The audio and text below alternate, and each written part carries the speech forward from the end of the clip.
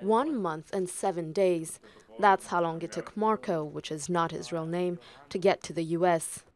The 15-year-old traveled all the way from Guatemala, where he lived with his grandparents, to join his mother in search of a better life. I wanted to come to the United States because I saw a lot of people, kids, being recruited by gangs, and I didn't like that.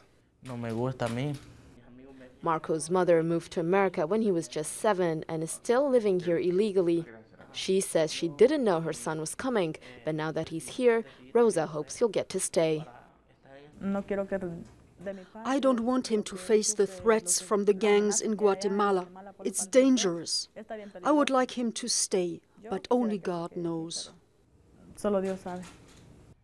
Marco is one of some 57,000 unaccompanied minors that have tried to cross the U.S.-Mexico border since October of last year, an unprecedented wave that's left border officials and politicians scrambling. President Obama recently asked Congress for emergency funding to deal with the crisis and warned parents not to send their children on the perilous journey. This is an incredibly dangerous situation, and it is unlikely that their children will be able to stay. And I've asked parents across Central America not to put their children in harm's way in this fashion.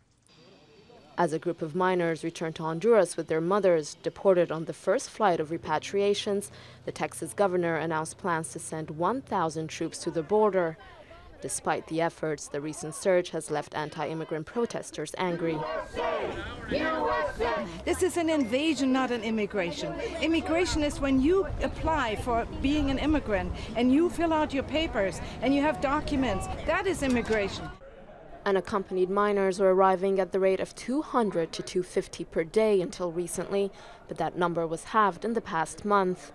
Still, officials predict tens of thousands more will be apprehended by the end of September as they continue their search for the American dream.